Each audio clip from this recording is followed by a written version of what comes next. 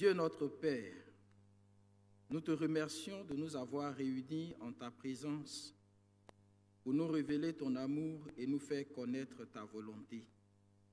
Fais taire en nous toute autre voix que la tienne.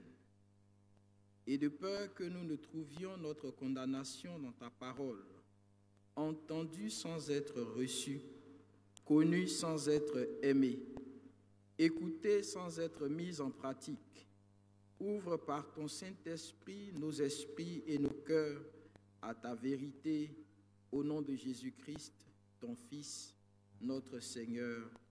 Amen.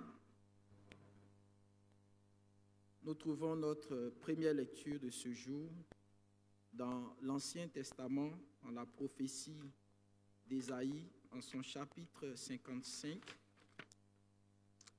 les versets 6 à 13. Ésaïe chapitre 55, versets 6 à 13. Cherchez l'Éternel pendant qu'il se trouve. Invoquez-le tandis qu'il est prêt. Que le méchant abandonne sa voie et l'homme d'iniquité ses pensées. Qu'il retourne à l'Éternel qui aura pitié de lui. À notre Dieu qui ne se lasse pas de pardonner. Car mes pensées ne sont pas vos pensées, et vos voix ne sont pas mes voix, dit l'Éternel. Autant les cieux sont élevés au-dessus de la terre, autant mes voix sont élevées au-dessus de vos voix, et mes pensées au-dessus de vos pensées. Comme la pluie et la neige descendent des cieux, et n'y retournent pas sans avoir arrosé, fécondé la terre et fait germer les plantes, sans avoir donné de la semence au semeur et du pain à celui qui mange. Ainsi en est-il de ma parole qui sort de ma bouche. Elle ne retourne point à moi sans effet, sans avoir exécuté ma volonté et accompli mes desseins. Oui, vous sortirez avec joie et vous serez conduits en paix. Les montagnes et les collines éclateront d'allégresse devant vous, et tous les arbres de la campagne battront des mains. Au lieu de l'épine s'élèvera le cyprès, au lieu de la ronce croîtra le myrte, et ce sera pour l'Éternel une gloire, un monument perpétuel, impérissable. Amen.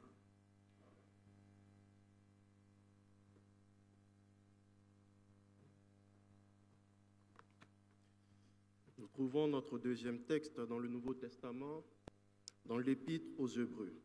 Et là, nous lirons au chapitre 4, les 11 premiers versets. Hébreux 4, versets 1 à 11. Hébreux 4, 1 à 11, et nous lisons ce qui est écrit. Craignons donc, tandis que la promesse d'entrer dans son repos subsiste encore, qu'aucun de vous ne paraisse être venu trop tard, car cette bonne nouvelle nous a été annoncée aussi bien qu'à eux. Mais la parole qui leur fut annoncée ne leur servit de rien, parce qu'elle ne trouvait pas de la foi chez ceux qui l'entendirent. Pour nous qui avons cru, nous entrons dans le repos selon qu'il est dit. Je jurai dans ma colère, ils n'entreront pas dans mon repos. Il dit cela, quoique ses œuvres eussent été achevées depuis la création du monde. Car il a parlé quelque part ainsi du septième jour, et Dieu se reposa de toutes ses œuvres le septième jour. Et ici encore, ils n'entreront pas dans mon repos.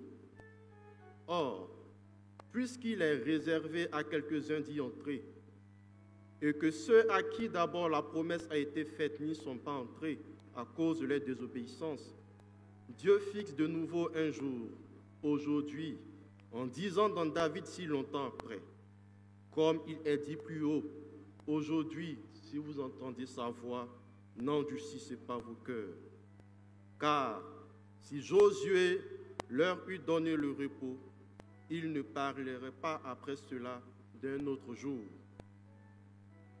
Il y a donc un repos de sabbat réservé au peuple de Dieu, car Celui qui entre dans le repos de Dieu se repose de ses œuvres comme Dieu s'est reposé des siennes.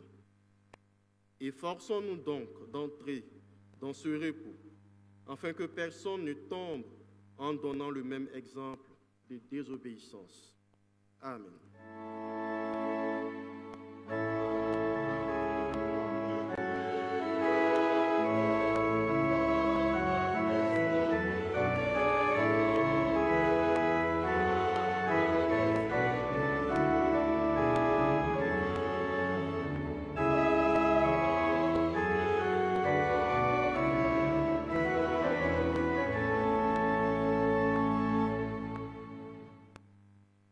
Nous lisons notre troisième et dernier texte tiré de l'Évangile de Jésus-Christ selon Matthieu.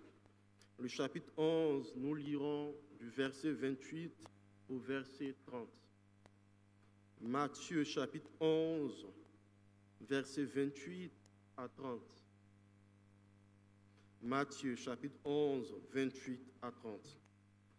Venez à moi, vous tous qui êtes fatigués et chargés, et je vous donnerai du repos.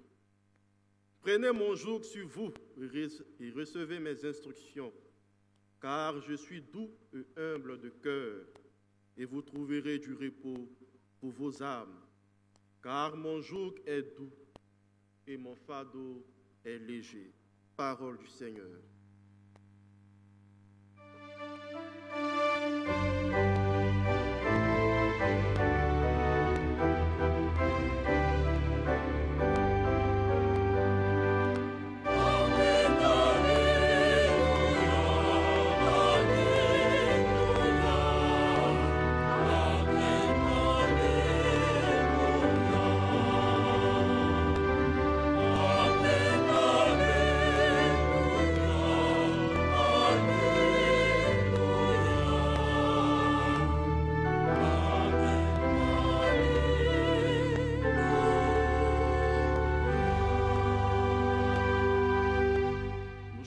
Cantique Gloire à Dieu, numéro 373.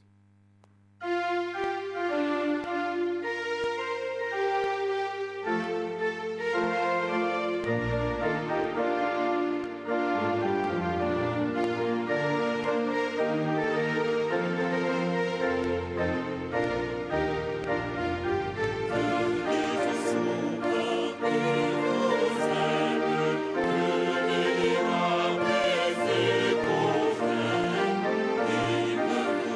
you.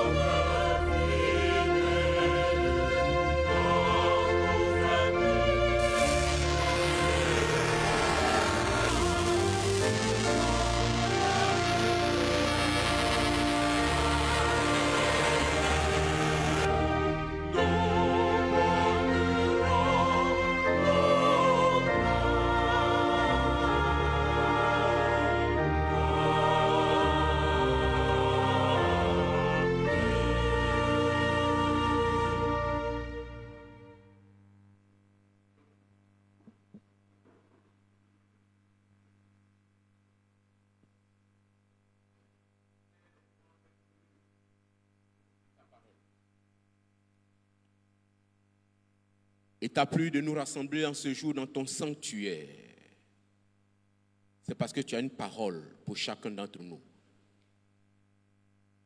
Parle quand nous t'écoutons. Au nom de Jésus. Amen. Amen. C'est une joie pour moi d'être ce matin devant vous pour vous apporter la parole. Mais soyez sûrs, c'est Dieu lui-même qui vous parle ce matin. Je ne suis qu'un instrument. C'est pourquoi je vais vous saluer chaleureusement dans le précieux nom de notre Seigneur Jésus-Christ. Que sa grâce vous soit accordée, chacune d'entre vous, vous et votre maison. Amen. Aujourd'hui, c'est la journée de l'évangélisation. C'est pourquoi le président du comité d'évangélisation du Jubilé s'y tient ce matin devant vous pour prendre la parole. Avant la prédication, je voudrais dire merci à toute l'Église, avec à sa tête le révérend pasteur Roger Messou, le pasteur avec toute son équipe, le bureau du conseil, le conseil, tout le groupe constitué. Le Jubilé est une église qui évangélise. Amen. Tu n'as pas entendu. Le Jubilé est une église qui évangélise. Il ne lésine pas sur les moyens pour l'évangélisation, je peux vous assurer. Et par la grâce de Dieu, nous avons des résultats. Hier, un des membres du comité d'évangélisation, le frère Cassis, s'est marié. Ce qui m'a touché, ce que j'ai observé, c'est le nombre de personnes. Je ne dirais pas qu'ils ne sont pas de l'église, parce qu'aujourd'hui, ils sont du Jubilé. Ils étaient en tenue. Et ceux-là, c'est ceux qui constituent, n'est-ce pas, les groupes évangélisés. Les centres où la classe méthodiste Israël travaille, à Lacro, Belleville, et puis l'autre c'est Gobelé. Ceux qui étaient en jaune, pour ceux qui étaient au mariage en jaune que vous voyez là, c'est ceux-là. Mais l'année prochaine, à la journée d'évangélisation, nous allons faire quelque chose de spécial. Frères, le monde nous attend. Merci pasteur, merci à toute l'église. Les moyens sont là. Lèvons-nous, allons annoncer l'évangile. Et le deuxième, c'est la chorale du Jubilé. Je ne sais pas s'ils se rendent compte. On parle de la classe Israël qui évangélise, mais elle a commencé quelque chose. Je veux bénir le Seigneur pour vous. Ma prière, ce que vous avez commencé, demeurer dedans. Que chaque année, ce que vous avez commencé prenne de l'ampleur. Lorsque nous sommes montés au 10e étage et que nous avons vu une sœur dans la tenue de l'église, nous ne sommes pas dit c'est notre frère qui est malade. Il vient de San Pedro, il a entonné tout joyeux, bénissons le Seigneur. Nous avons chanté, nous avons prié pour lui. Je lui ai dit, il n'y a pas de hasard chez Dieu. Si Dieu a permis, tu sois malade, tu sois au 10e, et que l'église, par la chorale, arrive pour chanter, c'est parce qu'il te délivre. Pour que tu partes, rends témoignage, continue l'œuvre. Amen. Continuez, c'est l'évangélisation, c'est pourquoi j'étais avec vous. Nous, au Gédéon, on ne prêche pas. On te donne le Nouveau Testament. On s'en va. On ne dit même pas un mot, puisque nous sommes de plusieurs églises. Il ne faut pas que quelqu'un va envoyer sa doctrine. Voici le Nouveau Testament. Les témoignages que nous attendons. Après, vous ne pouvez pas imaginer. J'ai reçu le Nouveau Testament, j'ai jeté. J'étais malade. J'étais devant la mort. La chose m'a dit, va prendre le nouveau, lis. Je lis et puis une lumière dans ma chambre. Et la voix me dit, si tu te donnes aujourd'hui, je te sauve. Aujourd'hui, ils sont des pasteurs, ils sont des gens. On n'a pas prêché. Ce que vous avez commencé, demain, vous allez entendre des témoignages. Amen. Que Dieu nous bénisse, bénisse le jubilé, et que demain, cette église soit remplie, pas par des gens qui sont nés des pères et des mères méthodistes, mais des gens qui ont entendu l'évangile par nous, qui se sont donnés au Seigneur, qui sont venus. Amen. Pour cette journée, nous avons lu 3 textes. Le premier dans l'Ancien Testament, tiré de Ésaïe 55, les versets 6 à 13. Le deuxième dans le Nouveau Testament, dans la lettre de Paul aux Hébreux, au chapitre 4, des versets 1 à 11. Le troisième texte, dans l'Évangile de Jésus selon Matthieu, chapitre 11, des versets 28 à 30. Le thème qui nous est proposé est intitulé « Un nouveau délai de salut aujourd'hui ». Un nouveau délai de salut aujourd'hui. Nous allons nous appuyer sur le verset 7 de Hébreux 4 qui dit « Dieu fixe de nouveau un jour aujourd'hui en disant dans David si longtemps après, comme il est dit plus haut, aujourd'hui si vous entendez sa voix, n'endurcissez pas vos cœurs. » L'auteur de la lettre aux Hébreux, qui n'est pas connu, nous rappelle simplement que Dieu a fait à son peuple la promesse de le faire entrer dans son repos. Et cela n'a pas eu lieu, car Dieu a décidé que ce peuple-là n'entrera pas dans son repos. Dieu a alors déclaré, « Je jurai dans ma colère, ils n'entreront pas dans mon repos. » Mais j'ai pris que toi, qui as été meurtri à la croix, afin que par tes meurtrissures nous soyons sauvés, que nous soyons guéris, tu leur accordes la guérison, la délivrance, pour que Père, il puisse s'élever pour marcher avec toi en nouveauté de vie, pour que toi tu sois glorifié. Béni sois-tu, toi qui les délivres, toi qui réchauffes leur vie chrétienne, au nom de Jésus. Amen. Amen. Dieu vous bénisse.